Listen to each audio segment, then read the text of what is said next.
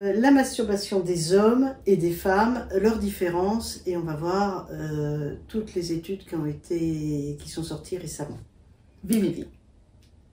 Alors, les hommes se masturbent plus. Pourquoi? Et c'est pas un scoop, d'accord? Non. On le sait. Ce qui est intéressant, ça va être d'observer les différences. Oui. Culturelles, sociales, d'énergétique, de plaisir, etc. Voilà. Donc déjà, les hommes ont une anatomie qui fait que c'est plus facile de se retrouver à se toucher, à toucher leur pénis, à toucher leur bourse. Et c'était pas trop mal vu. Alors que les petites filles avec la main dans la culotte, c'était considéré, c'était plus ou moins interdit. Oui. Et il y a encore 25% des gens qui considèrent que la masturbation féminine est honteuse. Et juste, je rappelle quand même que la masturbation féminine était un non-sujet qui n'apparaissait nulle part dans les magazines, les médias, à la télé, lorsque j'ai commencé, lorsque j'ai créé ma société Piment Rose.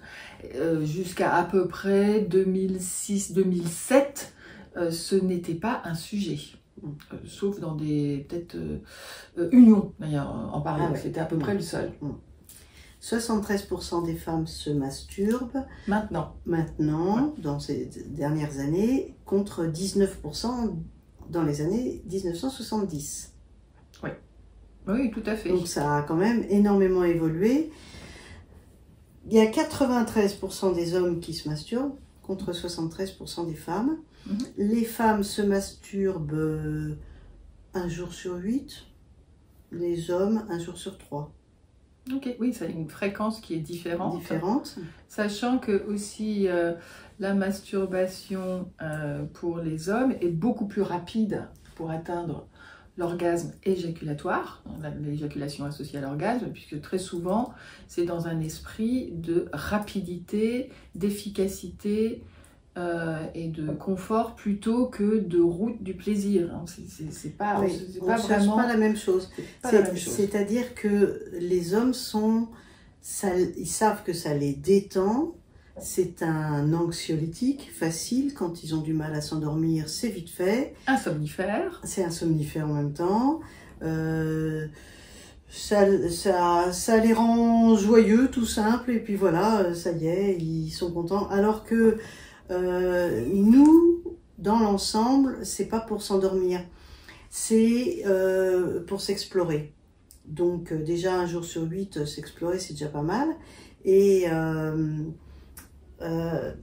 il y a une petite différence entre l'homme et la femme, et ça c'est marrant, c'est-à-dire que les hommes s'endorment vite, et c'est pas pour rien qu'on est différent.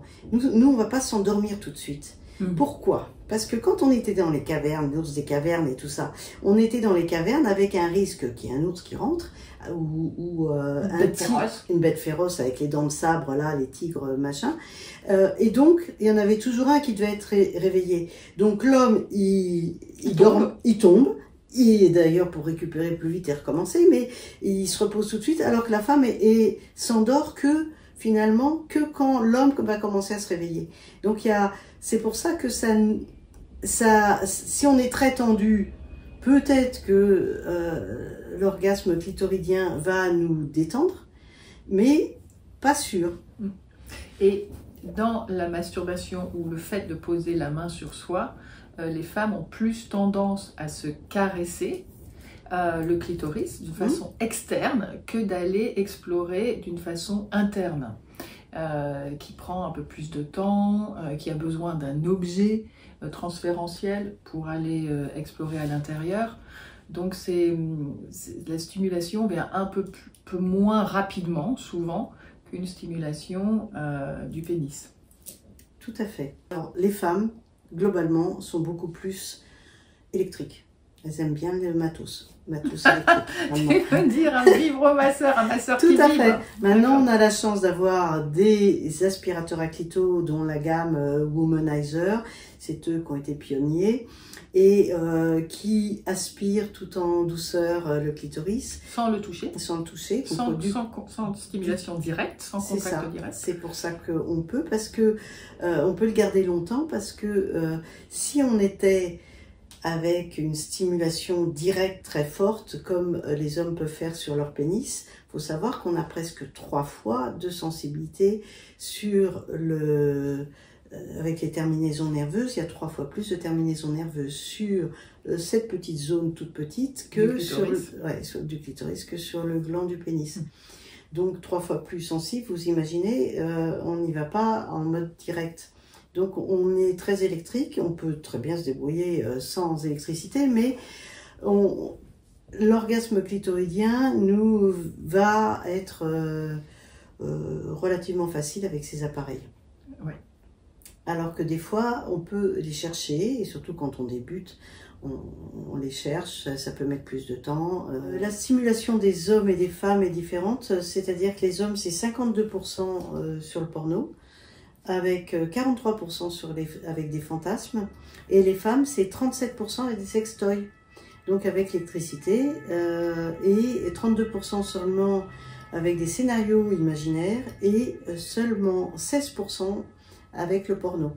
Ce qui est assez récent, hein, que les femmes se tournent vers le porno, et c'est en particulier les jeunes qui se tournent vers le porno pour stimuler en quelque sorte leur excitation. Oui, et puis il y a eu aussi des pornos qui ont été faits pour les femmes. Hein, des pornos féministes. Féministes, et donc qui aident peut-être plus certaines femmes. Oui, moi j'aime beaucoup ceux de Erika Lust en particulier, qui est une réalisatrice espagnole et qui propose une variété de scénarios qui sont sortent des écrits un peu bateaux et qui proposent de vraies rencontres, en tout cas bâties sur les fantasmes que les femmes écrivent, lui écrivent d'ailleurs, et je trouve ça très très riche. Oui, nous on a besoin d'une histoire.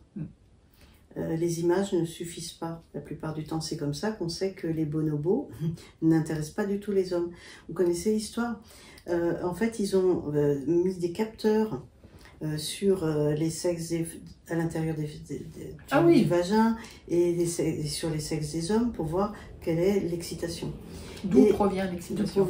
Alors, les films porno, les femmes disaient non, je ne suis pas excitée, mais on voyait qu'elles étaient excitées quand même. Elles étaient mouillées en tous les cas. Et les hommes, eux, savaient qu'ils étaient excités, il n'y avait aucun problème. Et après, il y avait une histoire de bonobo avec une femelle bonobo qui essayait d'attirer le mâle bonobo. Et ben nous, les femmes, on savait qu'on était excités, ce qui était vrai, et les hommes, rien du tout. Ça ne marchait pas. Donc, le fantasme des bonobos, c'est pas suffisant pour un homme. Non, les bonobelles ne marchaient pas. Voilà. Et il faut savoir que y a 31% des femmes qui ne se masturbent jamais. C'est des études récentes. Contre 12% des hommes qui se masturbent jamais. Donc. Déjà, c'est un chiffre qui a énormément baissé quand je revois les débuts de Piment Rose pour décomplexer le plaisir en tout cas. Et ça me fait super plaisir d'entendre ce chiffre-là qui est en baisse d'ailleurs. Il y a une autre raison aussi, c'est que, qui paraît un peu bête, mais que les hommes n'ont pas à chercher leur pénis. Il est là, il est visuel, il se montre. La femme, on ne lui parle pas, ou la petite fille, on n'a pas de mots souvent pour désigner sa vulve, pour savoir qu'elle a un clitoris, qui peut lui donner du plaisir. Et c'est quelque chose qu'elle apprend ou pas. Et quand le clitoris est tout petit, là je vais montrer un clitoris en 3D. Et ça, c'est fait par un chirurgien, je crois. Oui, c'est ça. C'est la taille exacte. La taille exacte, donc c'est en 3D. Et moi j'aime bien, il y a le gland du clitoris qu'on voit bien, qui peut être même beaucoup plus petit que celui-là, hein, qui peut être presque de la taille d'une épingle, comme beaucoup plus gros, qui peut être comme ici, ou la taille de mon pouce, beaucoup plus épais, beaucoup plus charnu, recouvert d'un capuchon. Et parfois complètement invisible. Donc aller à la recherche, eh bien ça ne vient pas à l'idée puisque ça ne se voit pas. Et si ça n'est pas parlé, eh bien ça pourra être découvert après complètement par hasard. Et petite fille par exemple qui dans sa poussette va en avant avec le cerceau de la poussette entre les jambes, va rechercher un plaisir de frottement contre son clitoris, en fait. Mais ça sera un peu complètement en suçant son pouce et en roulant des yeux. Donc on sait qu'elle est dans un espace où le corps va chercher un plaisir, une perception, une sensation qui fait du bien. Et il n'y a pas de notion de sexualité, de sexuel, c'est juste ça va chercher là où ça fait du bien dans le corps. Et donc, ce n'est peut-être pas vu. Et des femmes, j'en ai dans mon cabinet aussi, qui arrivent et qui disent ben, « moi, je crois que j'ai pas un clitoris, quoi. Parce que ça n'a pas été dit. » J'ai une femme de 45 ans qui est arrivée et qui me dit « moi, je crois que je n'ai pas de plaisir et je crois que mon clitoris n'existe pas. » Juste un petit mot, c'est-à-dire que vous avez, la vulve est faite de grandes lèvres, de lèvres externes, on dit, parce que maintenant les lèvres grandes, des fois, elles sont internes. Et les lèvres internes, vous les prenez, vous remontez les lèvres internes et vous tombez sur cette zone, vous soulevez un petit peu le capuchon et vous tombez sur le clitoris. Je dis ça parce qu'il y a peut-être quelques hommes qui n'ont pas encore compris où il était. Oui. Et puis il y a peut-être quelques femmes ça peut les aider. Aussi. Et donc prendre les deux doigts aussi et tirer pour que décaloter totalement le capuchon. Et donc du coup on voit le gland du clitoris qui peut être un petit pénis des fois, qui peut être d'1 centimètre et voilà, donc on n'est pas tous pareils. Moi j'aime bien cette forme, on dirait une sorte d'avion. Oui.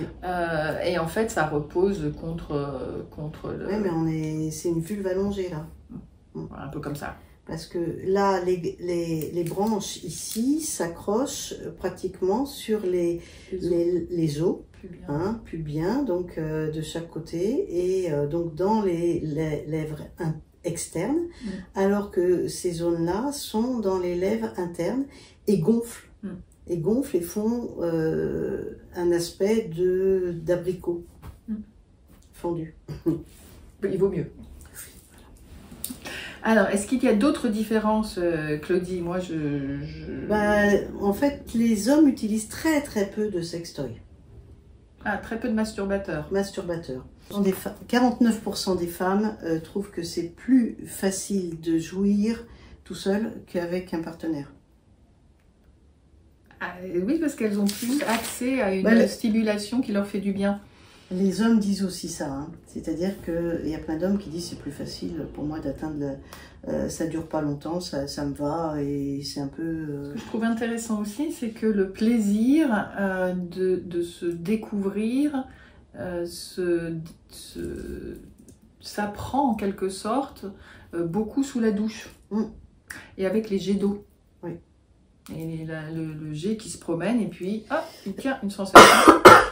Ah, en plus, il y a un nouveau jeu avec le Womanizer en douche. Attends. Maintenant. Alors, vas-y, répète. Et maintenant, comme on sait qu'il y a quand même une grande partie des hommes qui sont dans la salle de bain, et pour se masturber, et des femmes aussi. Bah, oui. Et là, maintenant, il y a Womanizer qui a sorti un nouveau jouet. Un jouet super. Et là, on peut se le faire offrir à n'importe quelle période puisque c'est la douche. Eh oui, c'est une douche. C'est une douche, c'est une douchette avec un bouton pression ici, tu vois, pour varier le jet. Et puis ici, l'intensité du jet. Donc on a des jets qui viennent ici, qui sont ciblés, assez directionnels. Un jet qui est pulsatif ici. Et puis une sorte de douche, je crois qu'ils l'appellent la douche pluie, qui arrive ici. Et en plus, tu sais quoi? Il y a 60% d'économie d'eau. Ah ouais? Bah oui. Et ça, c'est la marque Gros E. C'est une super marque de robinetterie. Voilà un joujou dont personne ne saura que c'est un joujou qui a des intensités différentes jusqu'à ce que ça s'utilise. Donc voilà. Très bien, j'y ai acheté. Voilà. Ton cadeau. Je me suis fait mon cadeau. Tu t'es fait ton cadeau. Oui, c'est ça. Bon, bah écoutez, je pense que... On est bon. Oui, voilà. Je vous dis à bientôt. Ouais, bonnes expériences.